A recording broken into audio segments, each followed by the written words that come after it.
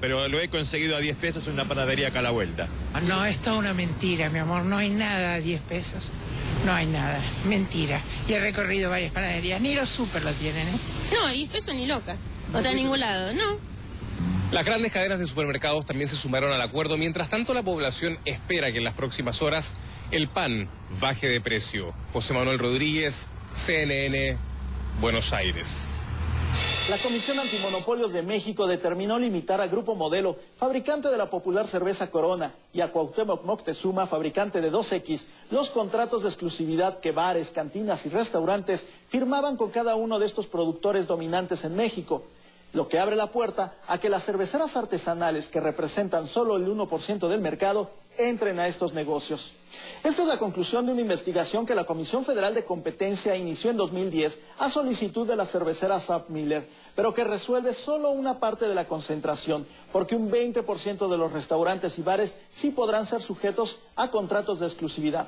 Además de que la resolución del ente antimonopolios no tocó el tema de las tiendas de autoservicio, de conveniencia y centros de entretenimiento como estadios, canales que son los más importantes para las ventas.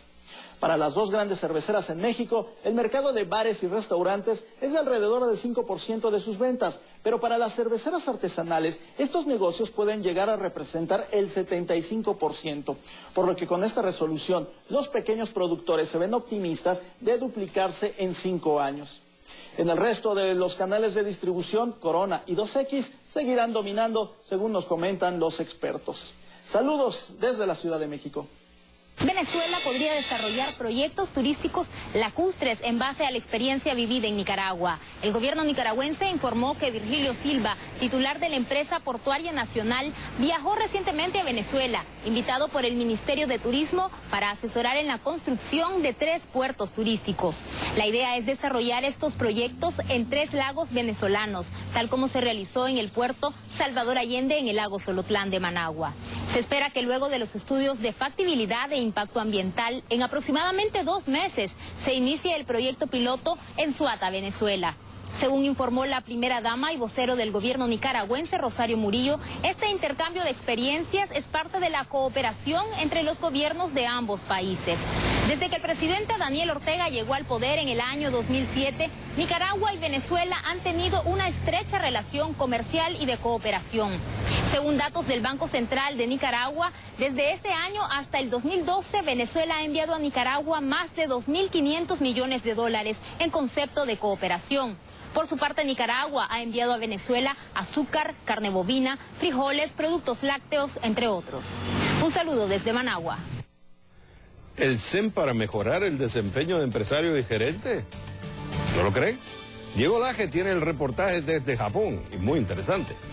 Apple y el fallo sobre el precio de los e-books.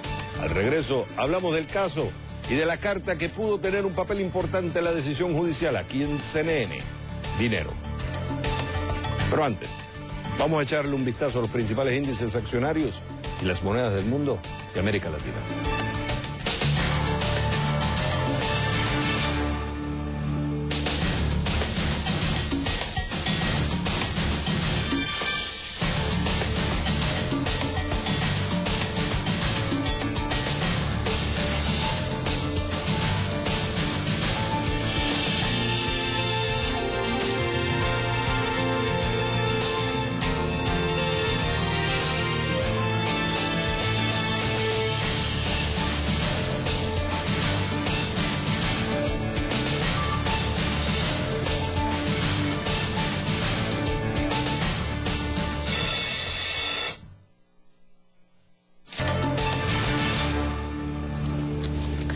Bueno, hagamos digamos que repaso histórico, porque aquí hay varios hechos. Entre el 22 y el 24 de enero del año 2010, Steve Jobs, el fallecido Steve Jobs, en ese momento como jefe de Apple, intercambió una serie de correos con James Murdoch, hijo del magnate de medios Rupert Murdoch, sobre la viabilidad de un negocio. ¿Cuál era ese negocio?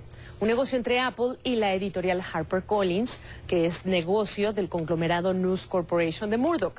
En los mensajes varios temas, el precio de los libros, las opciones, si no hay acuerdo de precios para que sean disponibles los libros con agentes, el tema de las comisiones y también ventanas de lanzamiento. Esos eran los temas en estas cartas. Y estas cartas fueron presentadas como la prueba F, evidencia F, en el juicio que el Departamento de Justicia emprendió contra Apple y en el que fue encontrada culpable de conspirar para crear un esquema de precios junto a 5 editoriales. Apple estaba armando en ese momento su negocio de libros electrónicos y para entonces en esas cartas ya estaba presumiendo de acuerdos con 4 de 5 de las mayores editoriales. Y en ese momento la líder era Amazon y manejaba un precio en sus libros de $9.99. En esas cartas y sobre este esquema de precios de Amazon, Jobs dijo muchas cosas, entre ellas que ese modelo de negocio por debajo del costo, sin una utilidad razonable, así lo dijo, no es sostenible en el tiempo y se lo decía a Murdoch para convencerlo. Y además le propone a Murdoch entrar con Apple y citamos: veamos si todos podemos establecer un mercado real de libros electrónicos a $12.99 y a $14.99. ¿Es esta carta y el contenido de esta carta y las ideas en esta carta lo suficientemente fuertes como evidencia de una conspiración, o este es el tipo de texto entre ejecutivos que están planeando una estrategia empresarial para un mercado que se está formando, en donde hay una empresa que ya está dominando el mercado, que en ese momento era Amazon? Carlos Ruiz González es profesor del IPADE Business School en México. Él ya está aquí para comenzar esta entrevista. Carlos, me da mucho gusto saludarte. Entender primero si para ti Apple, o si estás de acuerdo con el fallo de la jueza que dice que sí es culpable de conspirar, y por qué. Bueno, yo creo que no estoy de acuerdo. Yo creo que lo que la jueza hizo fue basarse en una serie de cartas para decidir que Apple era culpable, pero la verdad es que el mercado se impone, la realidad se impone. La verdad es que lo que hizo el movimiento de Apple al entrar fue romper un poco el cuasi monopolio de Amazon y al mismo tiempo lograr que los precios bajaban. Y si ahora vemos la realidad, la verdad es que los libros electrónicos cuestan mucho menos de $9 la mayoría de ellos, y mucho menos, por supuesto, que los libros impresos. Es decir, cuando nosotros vemos la digitalización, vemos que realmente los precios han disminuido mucho. Entonces, yo creo que fue más bien un wishful thinking, o sea, una buena intención de tratar de dominar el mercado, pero el mercado se impuso. O sea, la verdad es que lo que estaba tratando de hacer Jobs, yo me imagino, es meter a la editorial de Murdoch para crear un ecosistema que funcionara. Pero la verdad es que no se puede evitar la bajada de precios que tuvieron los libros electrónicos. Si uno revisa el caso y los puntos más sobresalientes en lo que se ha dicho en la demanda, hay varios factores, incluso factores emocionales, porque la persona que está a cargo de la división de los libros en ese momento, Eddie Q, quien es el que también participa en el desarrollo de estas negociaciones, pues está buscando complacer a su jefe. Son los últimos meses y los últimos meses de vida de un Steve Jobs ya enfermo, y están a punto de lanzar el iPad, y el Amazon Kindle, el lector de libros electrónicos de Amazon, ya funcionaba, y además las editoriales estaban quejando fuertemente de que Amazon estaba comprando al mayoreo todos estos textos, los vendía al público en $9.99, aún con pérdida, con tal de tener mercado, lo que les implicaba obviamente pues un achicamiento brutal en sus márgenes y además cero ganancias en muchos casos. Entonces, cuando tú tienes una posición dominante de una empresa como Amazon, pero empiezas a averiguar y ves que tienes una serie de reuniones con editoriales para establecer un nuevo esquema entre todos, ¿no le llamas eso conspiración? Bueno, lo que pasa es que una cosa es lo que tú quieres y otra cosa lo que realmente sucede. O sea, realmente lo que querían hacer era ponerse de acuerdo para tratar de establecer un cartel. Eso es cierto, pero si ves los hechos en la realidad, la verdad es que eso no se dio. O sea, los precios de los libros electrónicos tienden a bajar. Amazon no se quedó con el monopolio del mercado, y realmente vemos una competencia muy dura con libros electrónicos que cada vez se venden más y cada vez son mucho más baratos, y se está reconfigurando el mercado. Una cosa es lo que tú deseas y otra cosa, como en la estrategia siempre, una cosa es lo que tú deseas y otra cosa lo que acabas obteniendo. Aquí lo que se acabó obteniendo es libros electrónicos mucho más baratos, mucho más accesibles, y yo estoy seguro que en unos 3 o 5 años los libros electrónicos van a ser mucho más económicos, porque sí realmente estamos viendo un cambio de paradigma en el mercado. En el momento en que Jobs estaba escribiendo estas cartas, como tú bien dices, lo que estaba tratando era de configurar un mercado que más o menos se configuró, pero no fue exactamente como él quería. Y el único que podía hacerlo para competir en la dimensión que tenía que hacerse, que en ese momento para competir con una Amazon, pues era pues una empresa como Apple, que ya tenía una tienda de música, que ya tenía millones de usuarios y que tenía, digamos, que esta escala que podía competir directamente con Apple. Ahora, la jueza de distrito de Nueva York ha sido muy severa en lo que dijo en su fallo. Lo vamos a leer juntos para que nuestros televidentes lo vean. Denise Cote dijo en su fallo: los demandantes han mostrado que las editoriales acusadas conspiraron entre sí para eliminar la competencia en precios minoristas, para aumentar el coste, seguimos, del libro electrónico, y Apple jugó un papel central en facilitar y ejecutar la conspiración. Sin la orquestación de Apple en esta conspiración, no podría haber tenido éxito, o el éxito que vivió en la primavera de 2010, y claro que se refiere al éxito que tuvo Apple. Aquí la pregunta que uno se hace es, si Amazon está vendiendo los precios con pérdida, si le está ocasionando un problema, no solamente a las editoriales, sino incluso a los escritores, yo me imagino que también en el tema de las comisiones eso creó un problema, y tú lo has visto en el caso de la música. ¿Qué tan válido se puede hablar de una conspiración cuando estás viendo una industria en transformación, como es la industria de los libros, tal y como le pasó a la industria? ¿Entendía la jueza, entienden los jueces la creación de este tipo de economías, esa revolución que se estaba viviendo, o no?